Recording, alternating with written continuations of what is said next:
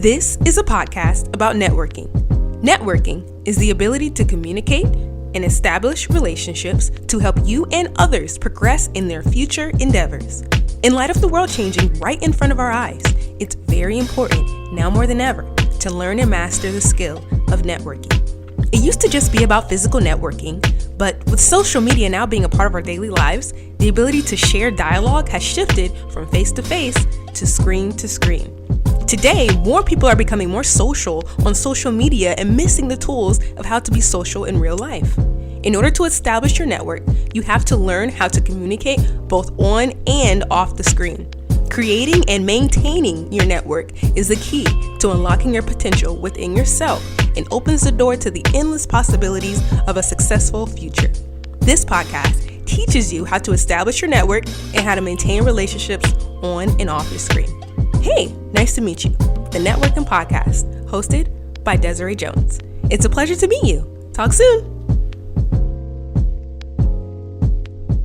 Hey, nice to meet you. I'm Desiree Jones, or Des for short, and welcome to the Networking Podcast. Hey, nice to meet you, the Networking Podcast, a podcast that teaches you how to communicate, establish your network, and maintain relationships both on and off your screen. And today's topic is, hey, I'm broke. Yeah, being broke is no joke. And, but even that shouldn't stop you from networking with others. Not having money can be crippling and depressing, but recognizing your skills and the value you provide with what you have now can lead to more opportunities and more money down the road. Being broke makes you more creative, and once you feel like you've hit rock bottom, there's nowhere to go but up. I am literally a living testimony. There's nowhere to go but up. But before we get into the topic, let's get into the book of the day. Reading is fundamental, and it's very important to continue to make it a habit. If you prefer audiobooks, that's totally fine, but something about the touch of a book brings, and the flip of a page brings solitude to the mind. So with that, today's book I'd like to shout out is Think and Grow Rich by Napoleon Hill. So this is a book that I didn't read, but I listened to. So this is an audio. They had the full audio of the book on YouTube. So back when I was living with my parents after graduating with my degree and still applying for jobs, I used to play it while I was sleeping every night. Yes, every night for months. At that time, I was so miserable, so depressed. I felt stuck. I felt powerless. And I felt like my life was over. Like, what was the point of going to school only to not get a job out of college? Like, Think and Grow Rich was that book I needed to mentally shift the way I was thinking. This book helped me position myself for more. One of the chapters was called Faith, Visualization of, and Belief in the Attainment of Desire. So faith, visualization of, and belief in the attainment of desire. This chapter focused on the importance of affirmations and repeated suggestions to the subconscious to develop the emotion of faith, which is necessary to transmitting your desires into the physical or monetary equivalent. That was short for saying, it was helped me visualize my destiny. It was very necessary, for me. Like every night I would say to myself, being broke is temporary. I will get a great job. I will have my own place. I will be in a better financial position. Every night, and as I talk on this podcast at this very moment, I have a great job. I have my own place. And I am in a better financial situation. Now, this is like the short version of my journey, but I talk more about it in my first episode of the podcast. If you need to pick me up, trust me, that episode, check that out. But this week's episode is about, hey, I'm broke. And this book, Think and Grow Rich, helped me think and grow rich. Okay. It's probably still on YouTube, but I'm sure there's also hard copies as well. So this book was definitely a transformative book for me. And it really helped me kind of push myself into thinking better, because there is power in the mind. And a lot of the books that I kind of mention or talk about have something to do with how we think about ourselves. Because if we don't think about ourselves in a positive light, whether we have money or whether we don't, that's going to affect how we see the world and how people see us. The mind is a powerful tool. So now let's get into this topic. Hey, I'm broke. So again, being broke is no joke.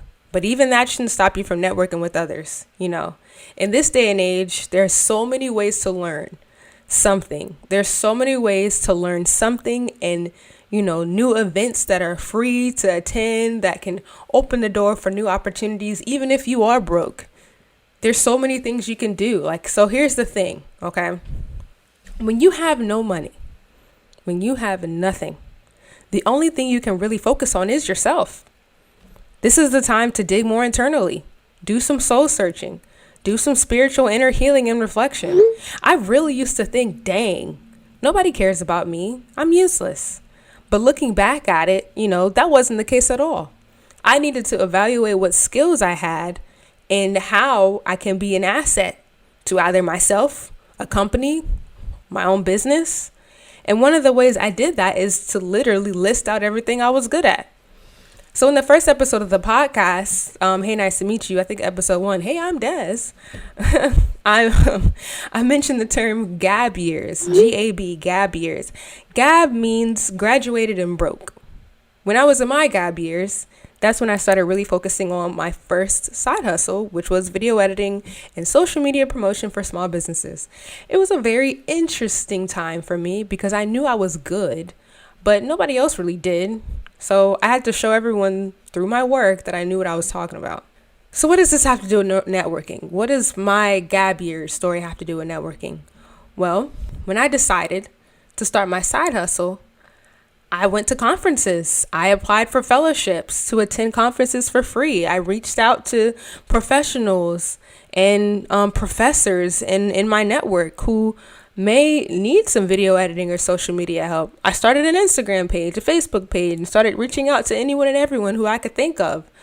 Then not only did my skill set grow, but while working on my side hustle, I didn't even realize I was building a community. I began getting references through word of mouth for my services, connecting with other side hustlers and entrepreneurs. I was collaborating and attending meetings. Waking up early, working out, all the skills I learned with my side hustle prepared me to the role that I have now. So now let's get into the topic, then it all went left, okay? So I talk about a segment where everything goes left, like it all went left, but sometimes it has to go left to go right, So this is a segment of how a situation that I went broke, it went totally terribly left. You ready? Ooh, brace yourself. Here we go. So during my gap years, my graduated and broke years, the pandemic just started. So I graduated in 2018, okay? 2019, I talk about that in the first episode of my podcast. 2019 into 2020, when the pandemic was kind of curving in, I still didn't have a job. So I was like, you know what? I know I got a degree, but I need a job because I need some money and I need to get out of my parents' house. House. Okay, no, I'm just kidding. Let me stop. So with that being said, I applied for a seasonal job at Home Depot as a waterer, working 5 a.m. to 9 a.m. Okay. I didn't have a car at the time, so my mom used to take me to work. Then we had a falling out, so she stopped taking me to work. So I was without a car, without money, without a ride. At the time, Lyft was okay, so I used to take a Lyft, but eventually Lyft got so expensive that I couldn't even afford to take a Lyft. Like, I couldn't even afford to. And, I had to figure out how was I going to get to work without a car and without a Lyft. Also, I lived in an area that didn't have subway or a bus route. It was very suburban area. So you needed a car to get around or you just wouldn't get around. That was that. So, excuse me. I had two options: get a bike or an electric scooter. So I decided to get an electric bird in a suburban area. So I woke up at 4 a.m. to take a 30-minute scooter ride to work at 5 a.m. for about 5 months straight. It was a very humbling experience, but it was necessary at the time to save as much money as I could. I was blessed to have supportive friends and coworkers who would take me to work some days, but most days it was just me in the open road at 4:30 a.m. And of course, my parents also were supportive and helped me to get where I am today, no doubt. In general, I love my parents. This is not like a bash parents. No, they were extremely supportive.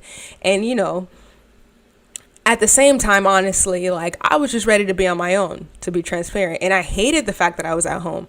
Like I was at home with no car, no money, and no resources as a recent grad. I felt stuck and constricted. And as a creative thinker and independent thinker, I felt trapped. I did. And I needed to find peace on my own. And I have to stop relying on my parents to help me find that. I needed to find it for myself. And I did. I will always love my parents. And I am so grateful for the wisdom and the guidance they provided along the way. Definitely. But that next step in my life involved taking matters into my own hands. And by the grace of God, I saved up enough money to get to my car, and I paid it in cash. So it all worked out. It all went left, but eventually it went right. But what did I learn from this in general? Well, for one, when you go with your guts, it may not make sense to anybody but you. And that's okay. Being broke taught me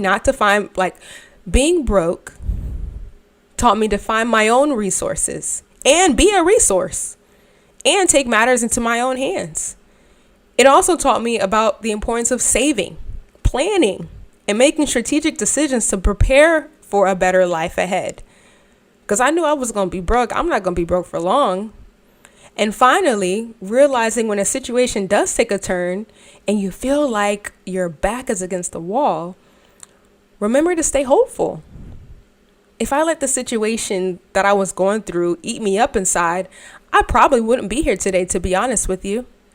I never take anything I've gone through for granted. And it's those times I felt like I was going to lose my mind, where I had to remind myself in that moment that better was right around the corner, even if I had to take a scooter to get there.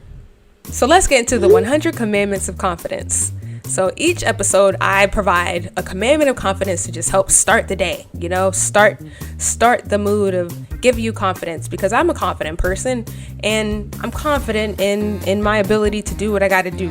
And some people are like, well, I don't know how to do that. How do you do that? Well, this is a segment where I talk all about doing that. And I provide one commandment in each episode. So the commandment for today, commandment of confidence, the one commandment I'll give you for today. There's power in your emotion. There is. It's okay to express yourself as long as you express yourself and how you express yourself is true to you. Confidence is understanding how your emotions operate and utilizing them to the best of your ability. I watched Turning Red on Disney Plus the other day, and it was really cute Pixar movie. Looking at it as an adult, it was interesting to see the contrast between the generations that they showed and how emotions played in their lives. There was the older generation, the grandmothers, and even the mom, they subdued their emotions, while the younger generation and a lot of the young girls, they express their emotions openly. You could see it. It takes guts to express yourself truly, and not everyone is open to expressing themselves. Understanding that your emotions are not a weakness, but a strength, can help build the confidence within yourself to be the best you that you can be. There's power in your emotions. Learn how they operate, master them, then release it wisely into your everyday life. 100 commandments of confidence. There's power in your emotion. That is a commandment for today. Know your power, understand your emotions. There's power in that. And once you find that power in your emotions, it'll boost your confidence level into achieving everything you want to do in your life. And now we're going to get into the follow-up hack. The last thing, follow-up hack, is because with networking, One thing about networking people don't seem to realize is you got to follow up with people too. You can't just say, oh yeah, let's do it, and then you don't do it. You got to follow up. So here's a follow-up hack that can help with following up with people. Share some good news. Has anything awesome in your life happened? Share it as an update to someone you haven't connected with in a while. You never know how good news can impact someone's day, and most times in the best of ways. Follow up by sharing good news. And that's it. That's the follow-up hack. So that's the show. Thank you for tuning in, and I hope every episode gave hope to anyone who may be in their gap years, graduated and broke years, or just working on their financials. Be patient with yourself. Give yourself grace. And stay optimistic for better days. So far, we've done 10 episodes. So this is like your first time listening. Check out the other episodes. Follow us and give us a rating.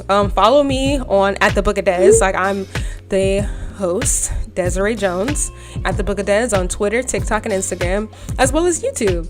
And LinkedIn is Desiree Jones Video Creative, to see visual portion of the podcast and just to see what I'm up to in general. A shout out to the Pink Kangaroo Network, which is a podcast network for out-of-the-box thinkers. For more information on Pink Kangaroo Network, visit www.pinkkangaroo.com. Have a great rest of your day and shine bright.